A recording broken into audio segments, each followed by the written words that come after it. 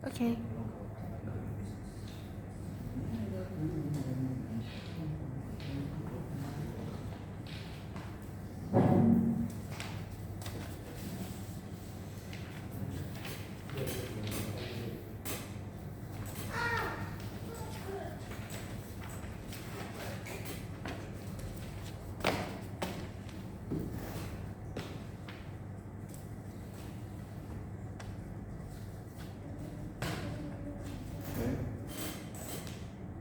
Jika kota-kota besar seperti Jakarta, New Delhi, atau Dhaka yang menjadi pusat modal dan aktivitas ekonomi sebuah negara telah menghancurkan ekonomi di kota-kota lain yang lebih kecil dan utilitas yang sangat rendah ke sebuah negara, kami percaya bahwa negara-negara berkembang harus menghindari proses pembangunan yang menjadikan satu kota sebagai pusat kegiatan ekonomi atau pusat perputaran modal. 3 hal kami akan lakukan di debat kali ini. Yang pertama, bagaimana kota-kota pusat ini membawa modal ke kota lain. Kedua, kami akan menjawab mengapa kota-kota ini sangat tidak efisien. Yang ketiga, walaupun ini semua tidak benar, mengapa dari prinsip keseimbangan lebih baik untuk mendistribusikan sumber daya ekonomi secara seimbang ke kota-kota lain. Beberapa model usulan di sisi kami. Yang pertama, kami akan melakukan pembatasan zonasi seperti tidak mengalokasikan atau memusatkan pembangunan area residensial suburban di kota-kota pusat ini. Kami akan melakukan ekspansi zonasi area residensial di kota-kota lain yang akan kami kembangkan. Kedua, kami akan memberikan subsidi untuk kepemilikan properti seperti rumah dan tanah di kota-kota di luar kota pusat. Kami juga akan memberikan subsidi berupa pemberian bunga rendah bagi masyarakat yang akan membuka bisnis di luar pusat kota. Kami akan mengekspansi lahan-lahan hijau di kota pusat ini agar lebih bisa dihuni. Dan keempat, pengeluaran pemerintah dalam bentuk investasi infrastruktur kami akan distribusikan ke kota-kota lain. Kami juga akan mengarahkan modal atau investasi asing untuk menyuntikkan investasinya ke kota lain.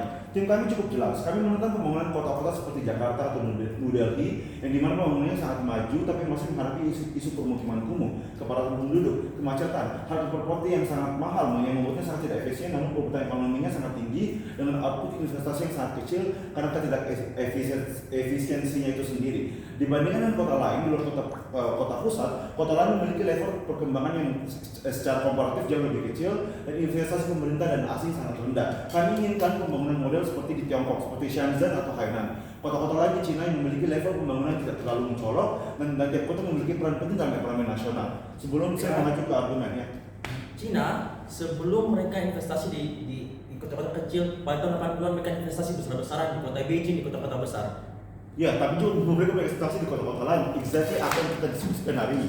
Argumen pertama, mengapa pembangunan kota-kota pusat ini memberikan mudarat ke orang-orang yang secara rentan ekonomi status quo? Yang satu, hanya orang-orang dengan privilege yang bisa mengakses kota-kota pusat ini. Mengapa? Yang pertama, harga properti sangat mahal, namun juga karena pembangunannya sangat cepat, maka harganya juga semakin menjulang naik. Sangat sulit untuk orang-orang yang memiliki privilege ekonomi untuk menggapainya. Kedua, biaya hidup di kota ini juga sangat tinggi. Harga makanan, harga listrik, harga air, utilitas semuanya sangat mahal. Dan ketiga, dalam konteks urbanisasi secara historis, orang-orang dari desa atau luar kota tidak pernah dijadikan sebagai segmen pasar pembangunan kota. Jadi harga properti yang tinggi merupakan mekanisme pasar untuk membuat mereka tidak bisa membeli properti di kota-kota pusat ini. Di sisi oposisi, walaupun mereka bisa mengaksesnya, mereka hanya mengakses area pinggiran dari kota ini seperti area pemukiman kumuh, kolong jembatan dan sebagainya. Nah, prospek pekerjaan di kota-kota ini juga sangat buruk. Mengapa? Yang pertama, jenis pekerjaan tersedia sangat terbatas, hanya menguntungkan orang-orang yang berpendidikan tinggi. Secara statistik di negara-negara berkembang seperti Indonesia dan Bangladesh, hanya ada kurang lebih 5% dari masyarakat yang bergelar S1. Yang kedua, walaupun ada untuk pendidikan di bawah sarjana, biasanya pekerjaannya itu jenisnya musiman, lepasan, freelance, atau bahkan yang memberikan keuntungan ekonomi sangat besar. Namun jika dibandingkan dengan pengeluaran mereka di kota pusat ini, atau jika misalkan mereka harus bermobilisasi ya dari daerah pinggiran ke daerah pusat yang biaya transportasinya sangat besar, inilah bukan modal kehidupan yang layak untuk orang ini. Yang ketiga, jika mereka sudah mendapatkan pekerjaan, jangankan menyicil rumah, menyai kos saja akan sangat susah. Akhirnya mereka menjadi gelandangan dan tinggal di area permukiman kumuh, dan inilah yang mengapa ekspansi area kumuh ini yang dimana ini akan menjadikan area kumuh ini akan semakin terekspansi. Konklusinya adalah kami melihat bahwa orang-orang yang datang dari luar pusat kota ini akan tereksklud dan tidak bisa mendapatkan benefit dari perputaran modal ataupun kegiatan ekonomi yang terpusat di daerah ini. Argumen kedua, mengapa pembangunan kota-kota pusat ini memberikan mudarat ke perkembangan kota lain? Pertama, karena adanya pemusatan monopoli politik yang hanya menguntungkan kota-kota pusat. Seperti apa? Yang pertama, karena populasi yang lebih tinggi dan padat di kota pusat ini, artinya lebih banyak populasi yang kontrol secara politik. Artinya populasi yang besar, voter yang lebih besar, artinya prospek politik dan ekonomi yang lebih besar, kebijakan-kebijakan yang diciptakan juga akan lebih signifikan. Kedua, populasi besar, populasi besar biasanya disertai dengan keberagaman yang lebih besar. Kemungkinan besar akan ada fair share populasi yang konservatif dan progresif. Artinya kota-kota ini akan menghimpun banyak sekali populasi swing voters. Makanya kota ini menjadi kota yang sangat menentukan dalam pemilihan umum dibandingkan kota lainnya yang biasanya outcome-nya lebih mudah ditebak. Ketiga, politisi biasanya lahir dan hidup di kota-kota pusat ini. Jadi mereka punya tendensi ataupun favoritisme geografis untuk mengubahkan kota-kota ini melalui lobbying dan sebagainya. Empat, kota-kota ini juga karena populasi yang sangat besar, maka kota politik masyarakat ini lebih besar. Mereka bisa melakukan strike, demo, sebagainya. Sehingga biasanya perubahan kebijakan akan terpusat di kota-kota besar ini. Nah, argumen layer kedua, kota-kota pusat ini juga lebih rawan korupsi. Ada 4 alasan. Pertama, karena profit yang dihasilkan dari kota ini sangat besar. Kota ini memiliki investasi bisnis dan properti yang sangat besar, sehingga uang yang bisa dikorupsi juga lebih besar. Dua, pemegang kendali bisnis dan ekonomi biasanya sangat sedikit, karena biasanya adanya monopoli karena faktor historis.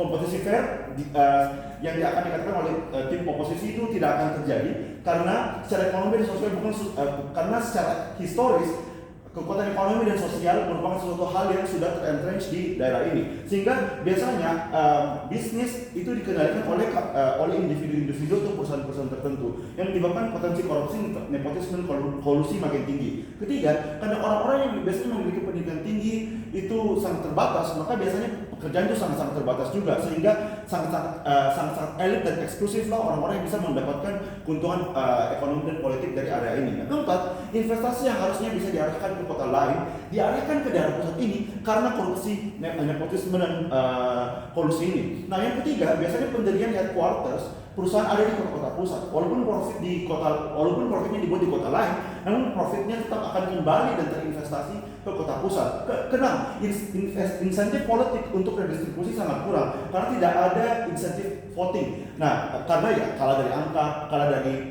kekuatan politik dan sebagainya. Sehingga insentif pembangunan untuk infrastruktur, rumah sakit, sekolah sangat tinggi. Sehingga insentif untuk redistribusi itu sangat-sangat kurang. Kami melihat bahwa tidak ada insentif sama sekali yang akan timbul dari sisi oposisi. Nah, worst case-nya apa? Mereka akan dipaksa untuk pindah ke kota pusat. Kedua, pekerjaan-pekerjaan di desa akan tidak terisi karena makin banyak orang yang akan pindah ke kota pusat ini. Ketiga, level pengangguran di desa juga akan meningkat. Keempat, jika makin banyak orang terdiskriminasi secara ekonomi, maka akan menyebabkan orang-orang ini akan lebih rentan untuk direkrut oleh sindikat kriminal. Mungkin mereka akan jadi ekstremisme dan sebagainya. Sehingga kami melihat bahwa lebih banyak mudaratnya jika misalkan kita negara berkembang ini memusatkan perkembangannya di kota-kota itu daripada mereka meredistribusinya ke kota lain. Oleh karena itu vote penting untuk tim pemerintah. Gas.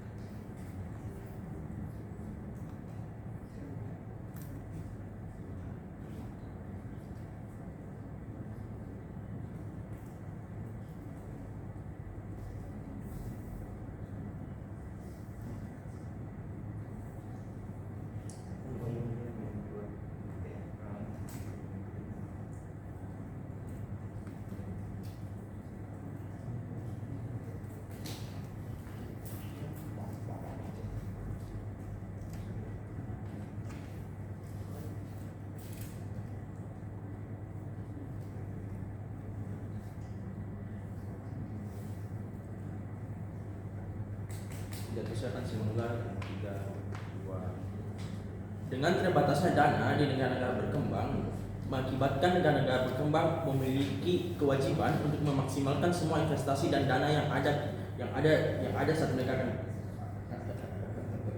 gunakan. Apa mekanisme yang akan ada di sisi oposisi? Satu, kami menganggap bahwa investasi dan pembangunan yang ada akan terlihat seperti satu contoh, mungkin pembangunan jalan tol di kota-kota besar untuk memaksimalkan akses ekonomi di kota tersebut. Dua, pembangunan pabrik dan industri untuk meningkatkan pekerjaan di kota-kota besar. Tiga, yaitu pemberian dana pinjaman yang lebih besar kepada bisnis-bisnis bentuk UMKM atau perusahaan besar di kota-kota besar. Beberapa terdapat argumen yang datang dari sisi pemerintah. Satu, mereka menjelaskan bahwa hanya ada orang-orang privilege yang dapat mengakses semua dampak investasi ketika kita investasi di kota-kota besar. Satu, kami menganggap seperti yang apa dibilang di tim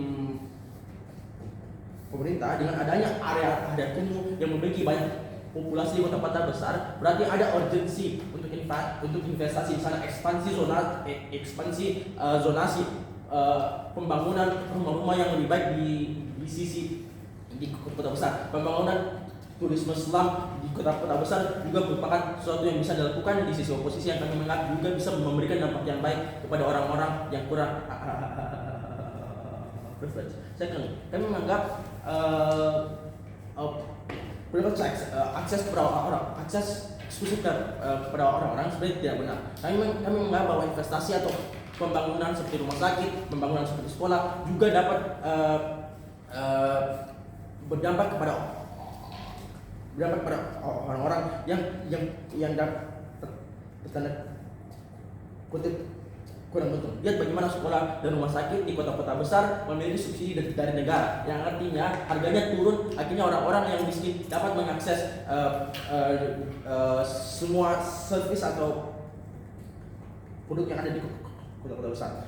Argumen kedua yang datang dari tim oposisi adalah bagaimana kota ini rusak kota. Mereka menganggap bahwa kekuatan ekonomi yang ada di kota besar meningkatkan kekuatan politik mereka. Bagaimana ada segmentasi liberalisme dan konservatif voters membuat kota-kota besar sering dilihat tidak karena mereka punya swing voters. Satu, tidak. Kami menganggap di kota-kota besar pemahaman seperti liberalisme sangat besar. Kami menganggap ide konservatif sudah mulai ditolak di kota-kota besar seperti Jakarta. Kita lihat bagaimana orang anak muda, milenial dan Gen Z sudah mulai menginternalisasi pemahaman seperti liberalisme,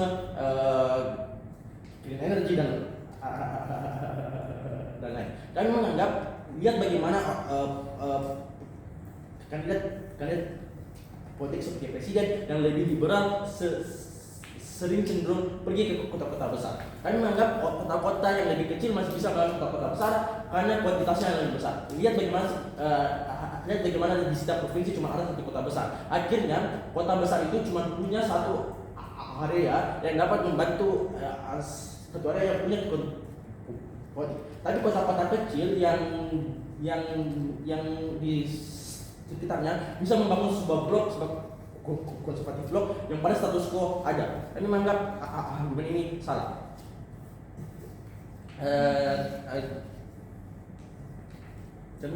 First, kenapa investasi atau pembangunan di kota-kota besar secara prinsip bagus? Satu,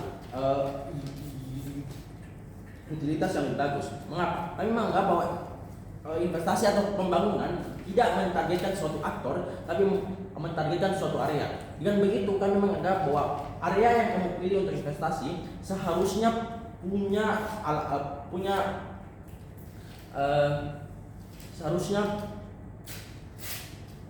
mekanisme atau punya rencana bagaimana investasi itu bisa dimaksimalkan dengan baik, melihat terbatasnya resources atau dana yang akan diinvestasi oleh negara-negara berkembang. Dua, kami menganggap bahwa mengapa framework utility itu sesuatu yang harus digunakan dibandingkan framework kualitas yang akan dibawa oleh tim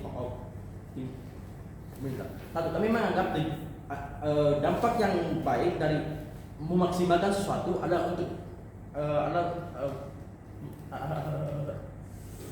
memaksimalkan Teruskan model pembangunan ekonomi di kota lain di luar kota pusat di sisi ini.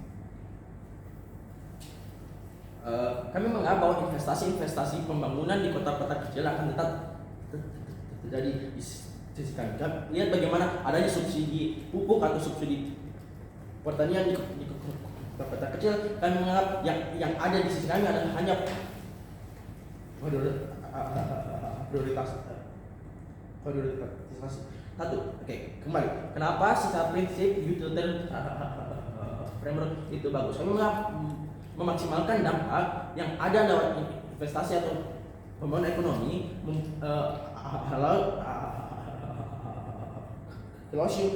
memberikan dampak kepada orang-orang yang lebih besar. Dua, kami menganggap bahwa limitasi dana yang ada yang harus diinvestasi menciptakan obligasi untuk pemerintah untuk memaksimalkan kepada orang yang segmentasinya lebih besar. Lihat bagaimana di kota-kota besar karena adanya imigrasi orang-orang yang sangat lebih beragam, tidak homogen seperti di kota-kota kecil. Lihat bagaimana di kota-kota besar agama ada banyak, orang agama Islam, agama Kristen dan agama lainnya. Lihat bagaimana di kota-kota kecil seperti di Serang, agama yang mayoritas Islam sangat jumlahnya jauh lebih besar dibanding agama mayoritas di kota-kota kecil. Kami menganggap bahwa di sisi kita kami dapat dampak kepada segmentasi yang lebih besar.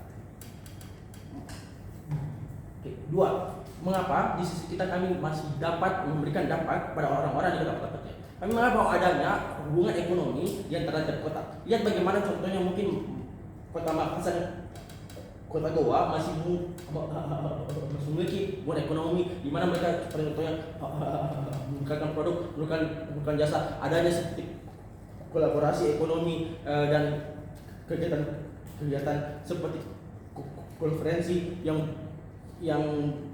bertujuan untuk membangun framework ekonomi. Kami menganggap di sisi kita investasi kepada kota-kota besar pada akhirnya juga dapat memberikan dampak yang baik kepada kota-kota kecil. Dengan begitu foto.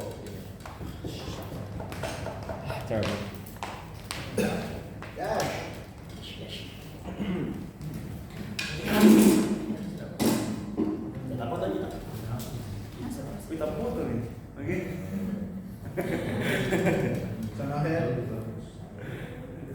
Ya, itu enggak konsen. Leher ke depan dia. Kepalanya dikasih masker.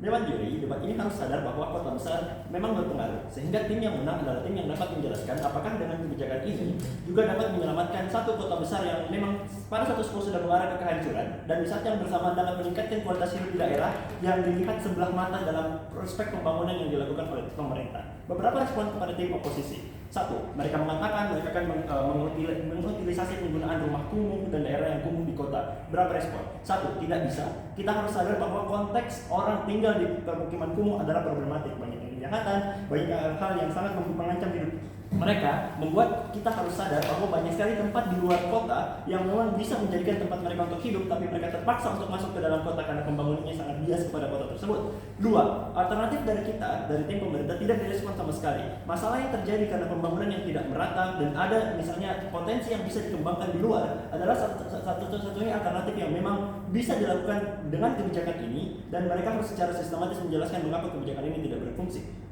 Respon kedua, di kota itu mereka mengatakan hal ini lebih baik karena secara politik nilai konservatisme sudah berkurang. Berapa respon? Tidak ada konteks di mana Jakarta hadir, di mana Anies Baswedan naik menjadi gubernur sangat konservatif dan memang prospek pendukungnya adalah kebanyakan dari 212. Kedua, di kota polarisasi lebih kerasa karena mereka bisa mengakses teknologi lebih bagus, berarti mereka terjebak di gelembung bias yang lebih keras, dan motivasi dan intensi mereka untuk masuk ke dalam politik dengan kebencian juga semakin tinggi. Tiga, di kota besar itu markasnya pemerintah karena ada gedung parlemen, ada gedung institusi di mana mereka bermukim, yang dimana pasti sebagian besar pendukung juga konservatif karena itulah mereka tempat di mana mereka akan tumbuh dan berkembang. Mungkin argumen tentang dinamika politik mereka jangan dibeli. Beberapa respon tambahan setelah argumen tambahan melanjutkan dari argumen Kak Akbar soal bagaimana secara pembangunan dan prospek di luar kota dapat bagus dan sebagainya macam. Saya akan bawakan dua argumen. Pertama, tanpa adanya kebijakan ini, kota pusat atau kota besar akan rusak dan mendapatkan banyak sekali kemunduran, dan memang inilah saatnya kita harus pindah keluar kota. Beberapa analisis. Satu, bagaimana sebenarnya orang melihat kota besar dalam status quo? Yang pertama, kota-kota besar ini banyak sekali mendapatkan masalah dan tantangan, mungkin karena kelangkaan sumber daya, atau misalnya seperti air, dan misalnya tempat untuk pemukiman, dan bagaimana karena terjadi karena misalnya pembangunan yang sangat cepat dan tidak teratur misalnya. Ketika kita akan memperkenalkan kebijakan ini untuk misalnya melawan pembangunan di kota-kota besar dan misalnya mempromosikan pembangunan yang lebih berkelanjutan, itu bisa satu, memberikan pengalokasian sumber daya yang lebih bagus, dua, lebih mengecilkan beban untuk melakukan pembangunan infrastruktur di daerah-daerah besar, lahan-lahan yang misalnya tidak terpakai di daerah-daerah kota-kota besar semakin banyak, dan mungkin semakin bisa untuk revitalisasi kota tersebut sehingga kota tersebut lebih bagus. Dan dalam status quo, kota tersebut pembangunannya sangat buruk dan orang dipaksa untuk tinggal ke kota tersebut. Tapi yang kedua, ketika kita mendorong distribusi pembangunan yang lebih merata, itu bisa memberikan utilisasi yang lebih bagus kepada sumber daya dan bisa meningkatkan pembangunan kota yang bisa berhasilkan atau berkonklusi kepada konteks masyarakat yang lebih efisien dari segi produktivitas dan lebih bisa bertahan dari segi bagaimana dia menghadapi pekerjaannya, karena untuk bisa bekerja dan untuk bisa berproduktif sangat dipengaruhi oleh bagaimana kondisi sekitar dari masyarakat yang ada di kota tersebut. Ketika kita bandingkan pada sisi mereka, di sisi mereka mendapatkan kelangkaan sumber daya, mereka tidak bisa mengakses lagi tempat di mana itu dianggap sebagai pusat-pusat vital di negara tersebut, dan di sisi kami bisa memberikan konteks yang lebih baik setidaknya untuk menyelamatkan hal-hal yang sudah lebih buruk di kota-kota besar. Kedua, kota-kota besar ini itu juga seringkali terdampak dari segi tensi sosial dan perpecahan-perpecahan di masyarakat. Misalnya karena besarnya disparitas perbedaan sosial yang tidak setara, ataupun perumahan yang tidak setara antara satu dengan yang lainnya. Ketika ini terjadi, masyarakat bisa merasa bahwa mereka adalah masyarakat yang tinggal di kota, namun sama sekali tidak diperhatikan oleh pemerintah. Maka dari itu kejahatan semakin tinggi, makin banyak orang yang merasa bahwa inilah satu-satunya cara untuk hidup. Jakarta itu keras karena mereka merasa mereka ada di kota besar dan tidak diperhatikan oleh pemerintah. Ketika kita menerapkan alternatif ini, ada nuansa yang diberikan oleh pemerintah ketika pemerintah mencoba untuk lebih inklusif. Orang-orang yang selama ini tinggal keras di kota merasa bahwa dia bisa saja untuk kembali ke kampungnya, berkontribusi kepada keluarganya secara dekat dan tidak secara niatan melakukan hal-hal jahat karena mereka dipaksa untuk tinggal di kota dan mencari uang di kota karena kesempatan katanya lebih besar di kota. Ketika alternatif dilarikan kepada desa misalnya, ke tempat di mana dia berasal, dia bisa secara positif lebih berkontribusi ke daerahnya karena mereka berpikir ini adalah tempat yang bisa lebih bagus misalnya di konteks-konteks daerah yang mereka punya misalnya. Yang terakhir dalam analisis ini, kota-kota besar itu bisa diperbaiki dengan dilakukan konteks ini dari segi infrastruktur dan pembangunan secara spesifik. Satu, kemacetan parah seperti di LA dan Jakarta terjadi karena pembangunan terpusat di kota. Semua gedung dipaksa untuk bangun di sana dan orang dipaksa untuk bekerja di sana. Kedua, banyaknya limbah yang terjadi karena limbah-limbah juga pasti tersentralisasi di daerah kota karena banyaknya industri di sana. Ketiga, misalnya tidak bisa mendiversifikasi ekonominya karena pasti ada mindset terkait ekonomi yang ideal seperti apa yang harus dibangun di kota. Semua kompleksitas itu membuat kota menjadi turun kualitasnya baik semakin hari dari segi misalnya pembangunan maupun dari segi iklim, karena secara kolektif kota-kota tersebut bisa dilihat sebagai kota yang lebih buruk. Argumen kedua saya, meningkatkan kualitas pekerja dan masyarakat dalam skala nasional, bukan cuma di kota besar. Dalam status quo, pekerja nasional dari sektor industri yang krusial datang dari luar kota sebenarnya, karena banyak industri seperti tekstil, manufaktur, dan lain sebagainya macam tidak mungkin mempunyai pabrik di kota. Namun mengapa status quo bahaya? Karena ini mendorong perbedaan kelas, meskipun mereka adalah penyokong ekonomi nasional, tapi karena pembangunan difokuskan ke daerah kota, mereka akan mendapatkan treatment atau perlakuan yang tidak buruk, yang tidak baik, mungkin berbeda seperti orang yang bekerja di kota misalnya, seperti gaji yang lebih kecil, pembebanan pajak yang lebih besar karena dilihat sebagai industri manufaktur dan pabrik, dan mungkin dilihat sebagai komunitas-komunitas yang termarginalkan karena mereka bisa dianggap datang dari daerah yang kurang mapan secara lokasi misalnya. Nah, kota-kota ini akan mendatangkan alienasi dan membuat mereka keluar dari penerimaan masyarakat dan itu bisa membuat mereka tidak produktif dan bisa menghilangkan potensi-potensi pekerja nasional pekerja dalam skala nasional. Ketika kita memfokuskan hal ini, ada 3 manfaat yang kami bisa dapat. Satu, ketika kita bisa meredistribusi sumber daya dan misalnya membuat semua orang bisa meningkatkan kualitasnya dari segi pendapatan dan dari segi sumber daya dan kesempatan kerja sehingga mereka harus fokus di daerahnya masing-masing. Kedua, ketika ini terjadi, ini bisa menurunkan disparitas dari sosial dan ekonomi karena mereka sudah merasa lebih berdaya, mereka bisa lebih bersaing dengan orang yang ada di kota. Dan yang ketiga, akan mengurangi kemungkinan kejahatan seperti kekerasan seksual misalnya atau begal karena mereka merasa mereka tidak sekeras itu harus bersaing di kota besar dan mempunyai fight or fire mindset misalnya. Maka dari hal itu kami bangga untuk mendukung hal ini. Terima kasih.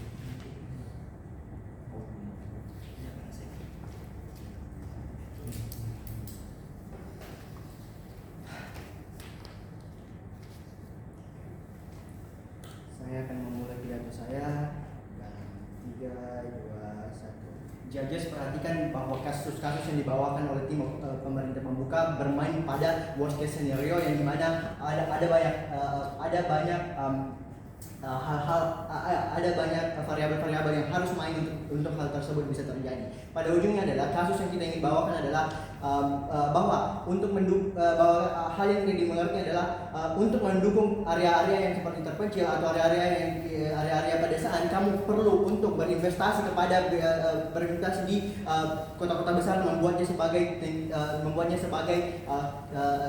tempat perekonomian atau pusat perekonomian kamu. Sebelum masuk kepada argumen saya akan membawa beberapa respon. Yang pertama, kasus yang diberikan oleh tim pemerintah pembuka yang mengatakan bahwa ini akan menghancurkan kota kecil lain dalam beberapa variabel, yakni rawan korupsi, monopoli historis, dan nepotisme. Kami rasa ketika hal ini bermain kepada worst case scenario yang dimana hal ini akan jarang terjadi seperti ketika rawan korupsi, bahwa kami dan monopoli historis, kami mengetahui bahwa pasti bakalan ada check and balance system yang mengetahui bahwa oke, kalau misalnya mereka ini rawan korupsi bakalan ada hal yang bakalan ada punishment yang diberikan kepada mereka sehingga walaupun dapat terjadi akan ada it doesn't go unpunished. Yang ketiga seperti nepotisme. Kami rasa walaupun nepotisme ini walaupun dapat terjadi, kami rasa masih banyak ada investor-investor yang dapat menerima ide-ide yang baru yang tidak berdasarkan kepada nepotisme seperti ide-ide yang cemerlang yang lain. Mungkin nepotisme ini bisa terjadi kepada bisnis-bisnis yang lebih kecil lagi seperti mungkin restoran atau hanya pergantian nepotisme terhadap kosnya saja, tapi masih akan terjadi sirkulasi pendapatan, sirkulasi orang yang akan diterima kerja walaupun hal ini dapat terjadi di sana. Maka dari itu poinnya tidak dapat divalidkan. Yang kedua, maka ini akan merespon dari kedua adalah maka ini akan membuat desa semakin menganggur. Kami rasa walaupun persaingan di desa-desa kota-kota besar itu susah, kan mengatakan bahwa orang-orang pedesaan ini tidak akan menjadi menganggur karena mereka masih memiliki rasionalitas bahwa oh iya mungkin di kota-kota besar itu susah, maka dari itu ya mereka harus memikirkan beberapa variabel sebelum masuk kepada kota-kota besar tersebut, sehingga jika mereka memikirkan bahwa lebih rasional untuk bekerja di desa, maka akan mereka melakukan hal tersebut. Yang ketiga akan ada tentang basic yang ketiga adalah tentang status sosial yang ada yang berbeda. Kami rasa urgensi untuk status sosial seperti di pedesaan masih kurang investasi dan segala macam. Kami rasa pedesaan ini kami rasa tidak memiliki urgensi yang sangat tinggi untuk diberikan investasi karena kami rasa sudah bagus, masih bahwa perekonomiannya sudah stagnan dan juga flowing. Dalam artian mereka sudah ada hal-hal yang cukup seperti ada farming dan ada beberapa bisnis-bisnis yang dapat terjadi di situ. Kami rasa walaupun tidak bagus, investasi di sisi kami masih bisa jalan sehingga yang sudah aman ini, pedesaan yang sudah stagnan ini atau sudah yang bagus ini masih bisa diinvestasi investasi lagi. Masuk kepada argumen saya. Yang pertama, kenapa ini membawa keuntungan yang banyak kepada development country? Yang pertama adalah bahwa profit yang didapatkan ini karena kita dapat menggunakan kekurangan yang ada di development country, flow yang ada di development country dan menghasilkannya seperti profit. Apa sih kekurangan yang ada di development country? Yang pertama, ada populasi yang banyak seperti Jakarta, New Delhi masih ada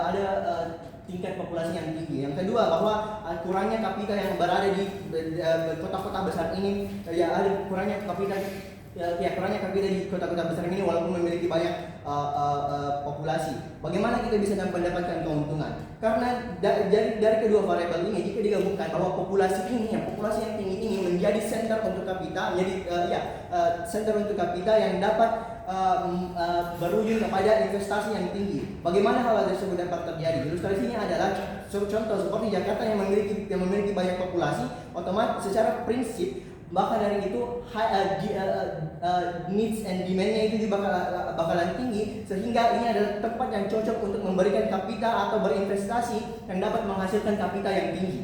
Maka dari itu flow-nya dapat digunakan dan sedikit lagi tentang populasi, bahwa populasi ini walaupun akan sangat susah dihapuskan di negara-negara developmental, sehingga apa yang dapat kita lakukan di sisi kami bahwa kita menggunakan flow ini dan menghasilkannya menjadi sebuah profit. Boleh. Oke, problemnya bukan mengenai bagaimana kita bisa mendapatkan investasi tinggi, tapi bagaimana kita bisa mendapatkan investasi yang merata. Mengapa mendistribusikan investasi ke kota lain itu salah di sisi kalian? Akan saya masukkan kepada saya akan saya balas di ekstensi saya yang dimana adalah apa sih profit ini yang dapat kamu apa sih what can you get from this profit, apa yang kamu dapatkan dari profit ini?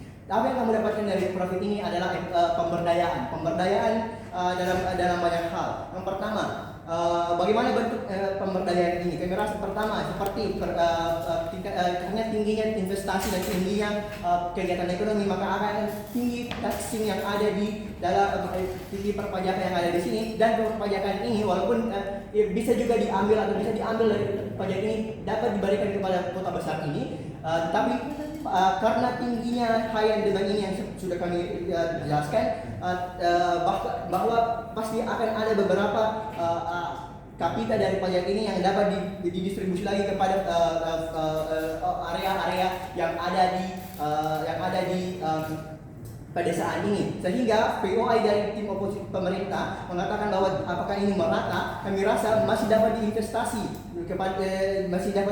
dalam pedesaan tersebut, dan sudah kami juga tadi berikan bahwa ini sudah bagus dan flowing. Bagaimana bentuk empowerment-nya lagi? Yang kedua, kami rasa kami dapat mensupport local and up and coming business di kota-kota besar ini dengan cara intervensi. Bagaimana mekanisme intervensi yang kami berikan? Seperti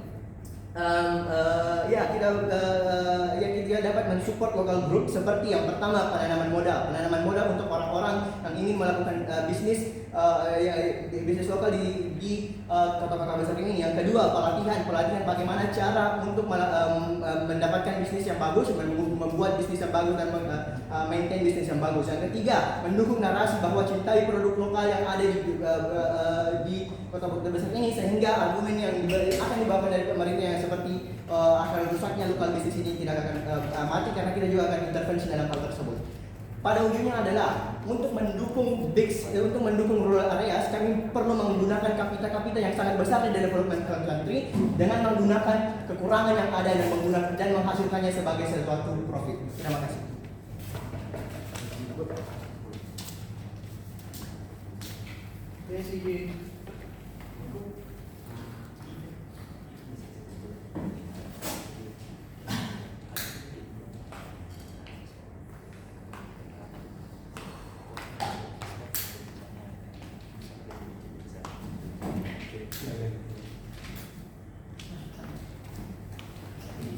Saudara yang jiwai kosen kawakan. Saudara yang jiwai kosen kawakan. Poin. Kalau kau di kalian poi. Dia mau saya woi. Oh. Saya.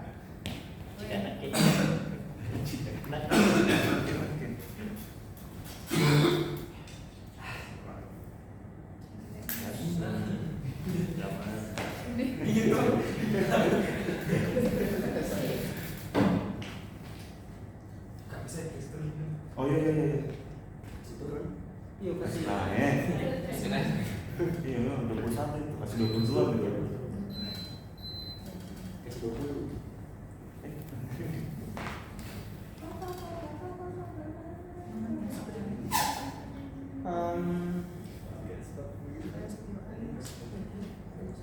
Debat akan kami mulai dalam 3, 2, dan 1.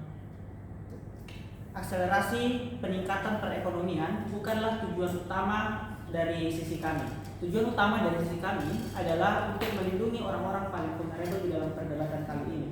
Oji hanya menjelaskan tentang kenapa kota besar akan buruk dan akan rusak kalau misalnya diberikan investasi terus-menerus. Kami akan jelaskan kenapa ini akan membuat pemerintah kecanduan dan secara terus-menerus akan membuat orang-orang yang sudah didiskriminasi oleh pemerintah itu akan jadi lebih buruk. Kita mau pemerataan karena orang miskin di negara berkembang itu memiliki karakterisasi yang berbeda dengan orang miskin di negara maju. Orang miskin di negara berkembang itu jauh lebih miskin sehingga mereka jauh lebih rentan. Jadi mereka harus diberikan solusi yang jauh lebih banyak daripada biasanya. Pembangunan terpusat akan menciptakan bias pemerintah sekaligus mengurangi insentif pembangunan daerah lain. Ini berbahaya karena ini akan mencederai hak-hak dari warga negara. Bagaimana karakterisasi negara berkembang? 1. Ada ketimpangan ekonomi yang sangat besar akibat pembangunan terpusat yang dilakukan oleh oposisi. 2. Sumber daya belum dimanfaatkan secara optimal karena tidak ada eksplorasi yang dilakukan. Sehingga kami meyakini bahwa pengurangan investasi itu akan berimplikasi kepada pengurangan gap yang akan jauh lebih baik karena 1. Gap yang ada di negara berkembang dan negara maju itu berbeda. 2. Resikonya lebih tinggi kepada orang-orang miskin di negara berkembang sehingga mereka memang harus dibantu. Mari kita masuk kepada argumentasi pertama. Kenapa ini buruk secara prinsip? 1. Pembangunan di daerah perkotaan secara terpusat itu akan membuat pemerintah kecanduan dalam pembangunan kota. Ini akan mengurangi insentif pemerintah melakukan pembangunan yang berkelanjutan di daerah karena keuntungan yang terpusat di kota itu lebih banyak dan membuat pemerintah lebih tergiur. Bagaimana contohnya? Ketika Anda melakukan pembangunan di kota, Anda bisa dengan jelas melihat perkembangan yang akan diciptakan karena misalnya ada segmentasi pasar yang lebih besar misalnya.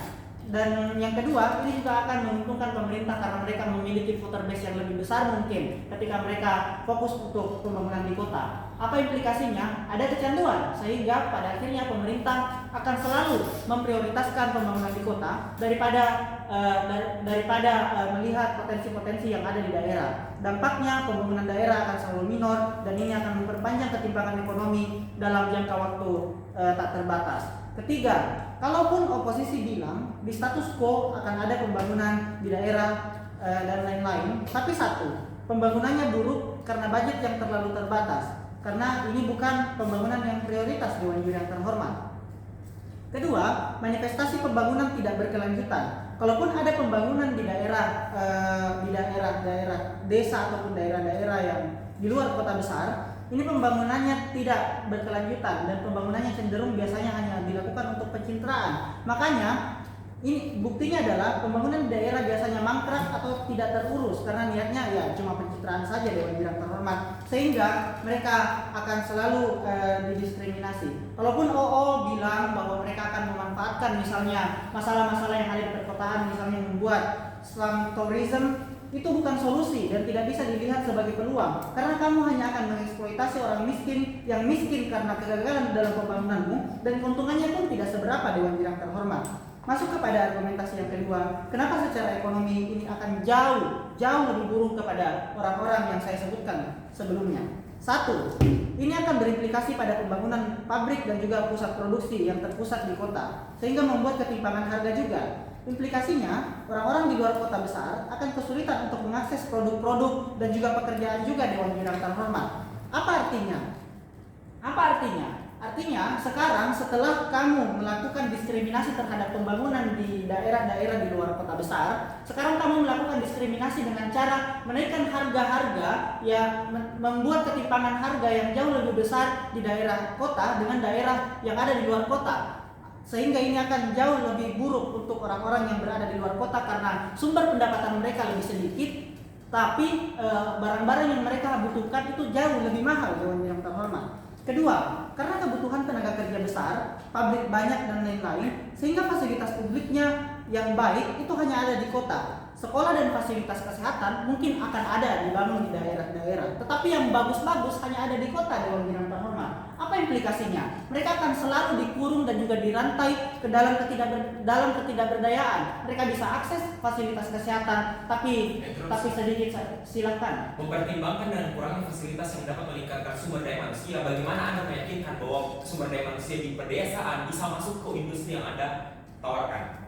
Kami meyakini bahwa ketika Anda membangun fasilitas yang lebih baik di daerah-daerah ini, Dewan Bidang ketika Anda tidak memusatkan prioritas investasi kepada daerah kota, artinya Anda akan membangun di daerah-daerah, sehingga akan ada potensi yang akan timbul, potensi-potensi ekonomi yang akan timbul, sehingga pada akhirnya ini akan berimplikasi pada fasilitas-fasilitas yang juga akan dibangun, dan ini akan bermanfaat kepada mereka. Masuk kepada argumentasi ketiga, kami akan menjelaskan bagaimana pembangunan di kota kecil itu bisa terjadi dan potensial bahkan ketika pemerintah tidak punya modal yang besar. 1. Di sisi kami, alokasi tidak terpusat karena tidak ada prioritas kota yang harus dibangun. Artinya, uang pemerintah untuk dialokasikan itu lebih banyak, Dewan Bidang Terhormat, untuk membangun daerah-daerah selain kota besar. Kedua, ada bentuk potensinya. 1. Lahan masih banyak karena jarang dibangun. Kedua, pekerja jauh lebih murah karena UMR yang masih rendah. Walaupun nantinya ini juga ketika sudah ada pembangunan ini akan berangsur-angsur lebih baik, tapi ini baik juga, Dewan Bidang Terhormat. Kami hanya sedang menunjukkan potensinya. 3. Ada kemungkinan potensi yang unik seperti misalnya potensi alam yang belum pernah dieksplorasi, atau material dan tanaman yang belum pernah dieksplorasi, atau olahan unik di daerah yang kualitasnya sangat baik seperti misalnya kayu-kayu, pengrajin-pengrajin kayu yang ada di Jepara yang jarang dieksplorasi dan lain-lain, dan itu bisa dimanfaatkan dengan lebih baik, Dewan Bidang Terhormat. Dan harganya juga jauh lebih murah ketika kita ingin bersaing dengan properti-properti yang ada di daerah. Apa artinya? Artinya ada potensi ekonomi sehingga ketika pemerintah memberikan investasi kepada daerah-daerah ini, akan ada exposure kepada investor melihat bahwa ada potensi di daerah-daerah tersebut sehingga mereka akan investasi ke daerahnya. Implikasinya apa? Mereka akan melakukan pembangunan, mereka akan membeli tanah yang murah-murah tadi, Dewan Bidang Terhormat, bahkan tanpa mekanisasi subsidi tanah dan lain-lain. Orang-orang akan tetap tertarik kalau misalnya pembangunan dari pemerintah itu sedari awal difokuskan kepada daerah-daerah ini karena mereka melihat potensinya. Untuk semua alasan tersebut, dukung CEO.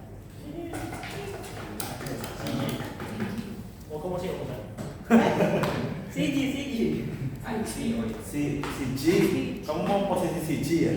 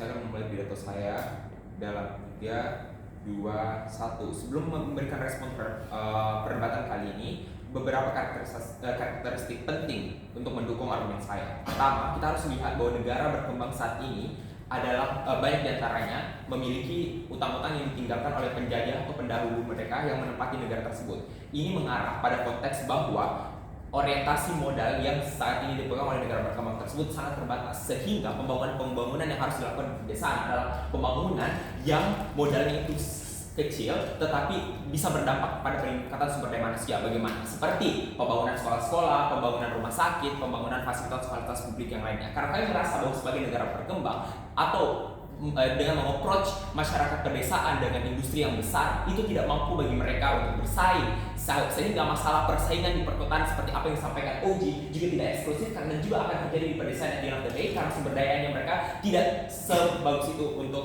masuk ke industri ini. Kedua, kami percaya bahwa karena pendidikan saat ini kurang merata sehingga perlu untuk dilakukan pendekatan dengan pembangunan sekolah-sekolah, fasilitas kesehatan dan lain sebagainya. Oji tidak bisa dikredit lebih dalam benefit yang mereka tawarkan karena tidak menjelaskan kenapa dari sudut pandang sebagai investor yang pemikirannya pragmatis itu mau opt-in ke daerah-daerah terpencil menimbangkan dengan pertimbangan sumber daya manusia sangat kurang, dia mau sumber daya manusia yang berkualitas, infrastruktur kurang dan lain sebagainya. OO juga tidak bisa menang karena dia tidak menjelaskan bagaimana penyelesaian masalah di perkotaan serta bagaimana dia bisa membangun daerah terpencil karena tawaran mereka adalah slum area, tourism slum area yang kami percaya bahwa tidak ada benefit yang mereka tawarkan secara eksplisit dalam perdebatan kali ini. CEO akan saya integrasikan pada poin rebuttal saya. Argumen rebuttal pertama, pemerintah mengatakan bahwa hanya orang-orang yang besar, orang kaya dan berprivilege yang bisa mengakses perkotaan. Mereka juga mengatakan bahwa prospek kerja itu buruk karena kurang beragam. Ini jawabannya. Itu adalah hal yang sangat wajar dan dapat adalah suatu hal yang tidak bisa ditampilkan. Tetapi kita bisa lihat bagaimana kompetisi sumber daya manusia akan terjadi di perkotaan. Inilah yang mendorong para investor untuk masuk di perkotaan karena sumber daya yang beragam. Mereka bisa berkompetisi dan berinovasi sehingga sampel-sampel atau populasi yang diterima oleh investor itu bisa lebih baik dan lebih berkualitas. Dan inilah dorongan investor untuk masuk ke hal tersebut. Sebelum itu ya, investor di sisimu tidak akan memiliki tidak akan mau berinvestasi karena political will di sisimu akan hanya memberikan benefit kepada orang-orang yang di kota, tidak di desa. Kami merasa bahwa sebagai investor tidak mempertimbangkan bagaimana kondisi politis di negara tersebut selama sumber daya manusia tersebut sangat mendukung dan kebijakan pemerintah tersebut tidak memberikan kerugian terhadap investor tersebut. Yang mereka jauh pertimbangkan adalah bagaimana usahanya itu lebih menguntungkan dan bagaimana usahanya itu lebih bisa berlanjut. Dan respon kedua, mereka mengatakan bahwa isu kejahatan, isu politis yang bias di daerah perkotaan sangatlah buruk. Ini responnya. Kalau kami percaya bahwa karena kita berfokus pada perkotaan, maka kelompok pengaman seperti polisi, TNI akan ditempatkan yang berkualitas.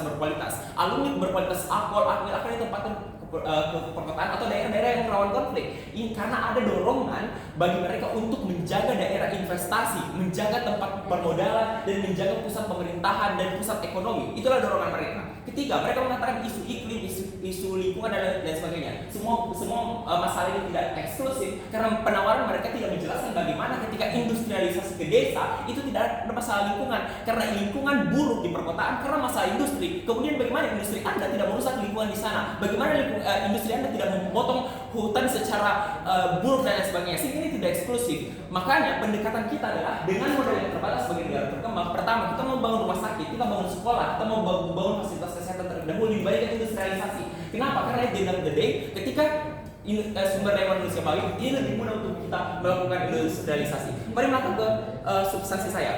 Kami percaya pembangunan yang terpusat pada kota besar memberikan efisiensi yang baik. Layer pertama, karena sumber daya yang terbatas. Ada dua kategori sumber daya manusia juga terbatas karena kota besar itu sejak dahulu sudah maju atau pembangunannya setidaknya lebih maju.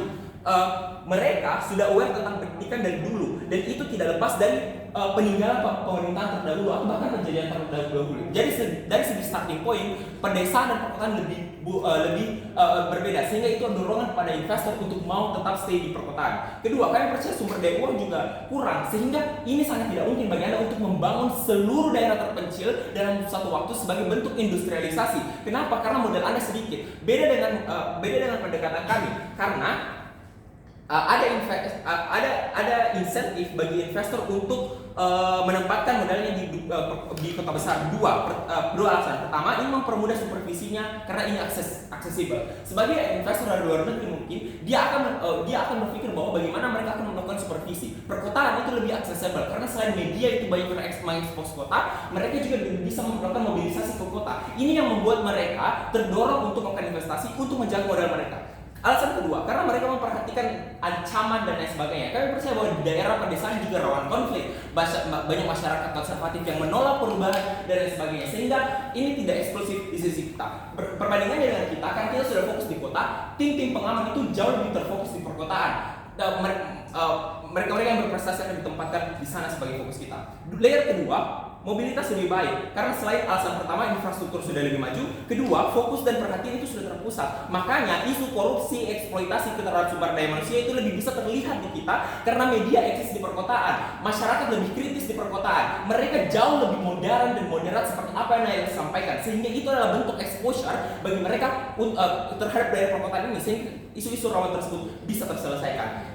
Masuk ke argumen terakhir, langkah afirmatif sebagai counter proposal diperlukan di sisi kami. Apa langkah kita? Pemerataan pendidikan, pembuatan fasilitas dan lain sebagainya. Sebagai karakteristik, masih banyak orang-orang yang rentan seperti miskin, masyarakat adat dan lain sebagainya. Di layer 1, industrialisasi ke daerah terpencil mengancam masyarakat marginal karena mereka belum siap berkompetisi. Tempat cari uang mereka atau tempat mereka beribadah atau melakukan kegiatan adat atau daerah yang mereka anggap sebagai hal-hal yang berbau religi itu akan terancam, akan diambil oleh industrialisasi. Layer kedua, agenda pembangunan kepada daerah pedesaan itu adalah interest global, sehingga ada kemungkinan bantuan bagi kita sebagai negara berkembang dari luar negeri. IMF, UNICEF memiliki telah memiliki fokus pada hal ini, sehingga modal yang lebih itu bisa dilimpahkan ke daerah yang lainnya, sehingga modal itu lebih efisiensi dibandingkan industrialisasi yang ditawarkan oleh pemerintah. Untuk itu kami yakin bisa memenangkan perdebatan ini. Terima kasih.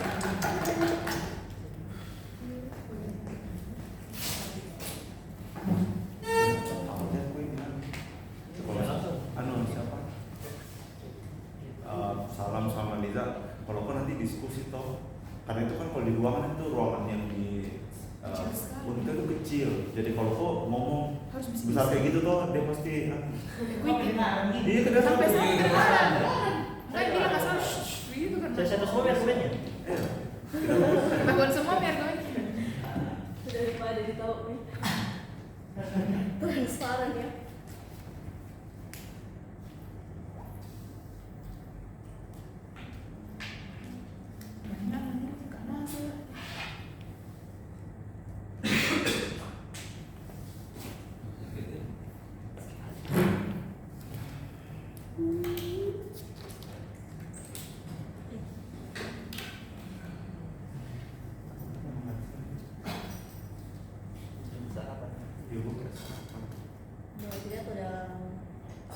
Jadi ada 2 respon untuk oposisi pendukung. Pertama, mereka menakutkan utang sisa penjajahan dari negara-negara yang pernah menjajah negara berkembang. 2 respon untuk ini. Pertama, saat negara memiliki utang, maka yang terjadi adalah kamu akan berusaha untuk mencari sumber ekonomi untuk memenuhi utang-utang tersebut, untuk membayar utang tersebut. Saat ini menjadi ketakutanmu, maka bentuk pola pikir sebagai negara berkembang yang kamu gunakan adalah pola pikir yang salah. Kedua, sadarilah saat negara maju melihat ada negara berkembang yang membutuhkan keuangan, maka saat itu mereka akan membentuk cara politik untuk masuk dan memberikan bantuan kepada mereka, sehingga ketakutan yang ditakuti oleh oposisi penduduk tidak akan terjadi. Selanjutnya, mereka mempertanyakan bagaimana investor akan masuk saat di desa tidak ada sumber daya dan tidak ada infrastruktur. Pertama, di desa ada sumber daya tapi belum dikembangkan. Ada sumber daya manusia yang lebih murah untuk dikembangkan lagi dan masih ada lahan yang luas untuk dimaksimalkan. Kedua, permasalahannya adalah infrastruktur yang nantinya akan kami selesaikan karena pembangunan akan merata pada akhirnya, sehingga infrastruktur di pedesaan akan setara dengan seluruh wilayah di negara yang berkembang. Sadarilah bahwa sudah disebutkan juga oleh pembicara pertama saya bahwa ada banyak sekali potensi yang bisa dikembangkan dari desa. Ada lahan yang lebih murah untuk dicapai oleh investor, dan yang kedua ada pekerja yang lebih murah, dan jika mereka tidak kompeten, perusahaan bisa melakukan training daripada harus menggaji sumber daya manusia yang lebih tinggi harganya. Lalu mereka menanyakan bagaimana dengan koruptor yang bisa terjadi di desa. Kami mengatakan koruptor lebih potensial terjadi saat kamu memfokuskan pembangunan di perkotaan. Karena yang pertama, di perkotaan dan mereka sudah maju, mereka akan memiliki banyak cara yang lebih pintar untuk mempermainkan keuangan sehingga koruptor malah lebih pintar terjadi di kota. Yang kedua, di kota saat kamu memfokuskan pembangunan di sana akan banyak sekali uang atau banyak sekali uang yang bisa mereka korupsi sehingga celah-celahnya akan lebih banyak saat kami fokus ke kota. Sehingga segala poin yang dibawakan oleh pemerintah oposisi penutup setelah kami bantah. Selanjutnya, mari kita menyadari apa yang tim kami bawa. Sejak awal kami telah masuk ke perdebatan dengan menyebutkan bahwa tujuan utama kami adalah inklusivitas. Lalu kenapa inklusivitas ini lebih cocok bagi negara-negara berkembang? Pertama, apa yang dibutuhkan negara berkembang? Mereka membutuhkan lebih banyak modal dan itu akan membuka lebih banyak peluang ekonomi pada akhirnya akan saya jelaskan nanti. Yang kedua yang dibutuhkan negara berkembang adalah kesejahteraan umum. Karena meskipun kamu tidak maju, kamu tetap bertanggung jawab atas pemenuhan kebutuhan masyarakatmu. Mari kita membahas ini lebih dalam. Pertama, bagaimana modal akan lebih potensial terbuka di sisi kami. Pertama, saat kamu membuka pasar atau kamu mengembangkan pembangunan yang merata, maka berarti akan lebih besar potensi investor untuk masuk karena ada wilayah lebih luas untuk dimasuki. Kedua, sadarilah bahwa perusahaan akan cenderung mengejar wilayah yang lebih luas. Maka artinya saat kamu membuka lahan yang lebih luas, perusahaan akan berlomba-lomba untuk masuki lahan tersebut karena potensi ekonominya dibuka. Bandingkan di oposisi, mereka hanya akan fokus di satu wilayah, investor hanya akan bersaing di situ, dan itu tidak akan berkembang karena itulah wilayah pusatnya, hanya itulah pusat daerah yang bisa mereka ekspansi. Pada akhirnya modal yang masuk hanya akan itu saja. Di sisi kami modal akan lebih luas dan perkembangan modal akhirnya akan lebih berkembang lebih baik di sisi kami. Yang kedua, kenapa pemerataan akan sangat baik di negara berkembang? Sadarilah bahwa kondisi di masyarakat di negara berkembang tidak stabil. Orang miskin bahkan kesulitan untuk memenuhi kebutuhan dasarnya, makan dan sebagainya. Silakan. Oleh karena itu kalau dia marginal, mereka tidak dapat berkompetisi, mereka tidak bisa memenuhi standar, kemudian akhirnya mereka akan menjadi pekerja kasar dan kemungkinan akan dieksploitasi. Bagaimana Anda menjawab itu? Tidak akan terjadi karena mereka adalah kaum marginal sehingga kamu tidak bisa melihat mereka sebagai orang-orang yang benar-benar lemah. Apa yang kamu butuhkan saat kamu adalah orang yang marginal? Kamu harus dibuka peluang untuk bekerja dan berarti sebelum kamu bekerja kamu akan di-training dulu. Investor atau perusahaan besar tidak mungkin akan merekrut kamu dan menghabisi kamu begitu saja. Bahkan saat kamu menjadi pekerja kasar, kamu setidaknya harus dilatih terlebih dahulu sehingga hal tersebut tidak akan terjadi. Mari kita melanjutkan mengenai poin pemerataan di sisi kami. Kedua, saat mereka hidup di daerah yang bukan pusat, orang-orang marginal ini modal di negara berkembang hanya akan fokus di pusat kota sehingga saat mereka tidak tinggal di wilayah tersebut, mereka akan lebih susah mengakses kebutuhan karena lebih mahal karena produksi hanya di satu titik sehingga untuk mendistribusikan itu lebih banyak uang yang dibutuhkan sehingga akses untuk makanan akan lebih mahal dan untuk kebutuhan lainnya. Nah, yang terjadi adalah kebutuhan masyarakat marginal akan lebih sulit dipenuhi dan ini tidak sesuai dengan apa yang harus dipenuhi oleh negara. Pada akhirnya negara harus menjamin bahwa akses ke kebutuhan pokok itu setidaknya harus aksesibel untuk kaum-kaum yang marginal. Maka di negara berkembang di sisi kami akan lebih baik bagi seluruh masyarakat marginal karena pada akhirnya akan ada potensi untuk mereka mengakses kebutuhannya yang lebih baik karena akan ada pembangunan yang merata, karena ada investor, ada potensi perusahaan untuk masuk sehingga mereka akan mendapatkan kesejahteraan. Dan di sisi kami ini yang paling dapat terjadi. Di sisi tim lain tidak pernah menjelaskan bagaimana ini akan lebih baik juga. Namun mari kita melihat di oposisi pembuka, mereka hanya akan fokus dalam memaksimalkan investasi yang mereka miliki. Mereka akan mengatakan bahwa inilah seluruhnya yang mereka bisa dapatkan. Dan mereka menyebutkan hanyalah kota tempat terbaik untuk investasi. Kami mengatakan ini adalah cara terburuk negara berkembang untuk menyelesaikan masalah ekonominya. Kami mengatakan kami tidak akan hanya fokus memaksimalkan investasi sudah. Mereka tidak hanya akan fokus menggunakan investasi yang mereka miliki, tapi negara berkembang akan fokus untuk membuka peluang investasi sehingga perkembangan ekonomi lebih potensial terjadi. Negara berkembang tidak akan settle di sisi kami dan mereka akan terus berkembang dan menjadi lebih baik pada akhirnya karena mereka tidak merasa seluruh keuangan yang mereka miliki sudah cukup. Sebaliknya mereka akan memaksimalkan segala potensi yang ada sehingga tim kami lebih baik melihat potensi negara berkembang daripada tim oposisi pembuka. Lalu lihat kenapa tim kami berbeda dengan oposisi, dengan pemerintah pembuka. mereka datang ke perdebatan dengan fokus pada masalah di kota besar dan cara menanganinya. Namun lihatlah, kami datang ke perdebatan dengan perspektif negara berkembang dan bagaimana kami mengatasi permasalahan-permasalahan yang ada di negara berkembang. Ini hanya terjadi di sisi kami melihat potensi lebih besar yang terjadi, namun mereka hanya fokus bagaimana permasalahan pada kota-kota besar bisa diselesaikan. Kami mengembangkan potensi negara yang berkembang dan menjamin seluruh aktor-aktor yang rentan bisa mendapatkan haknya dan bisa mendapatkan kesempatan yang sama pada akhirnya. Tim pemerintah pembuka tidak bisa menjabarkan lebih eksplisit tentang hal tersebut dibandingkan sisi kami.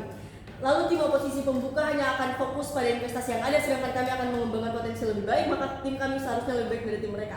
Oposisi penutup banyak sekali ketakutan yang telah kami jawab, dan kami memberikan mekanisme yang lebih potensial untuk mengembangkan hal tersebut. Sehingga dari seluruh tim, kamilah yang paling bisa memberikan penjelasan dan poin-poin lebih baik terhadap masalah ini. Vote untuk pemerintah penutup.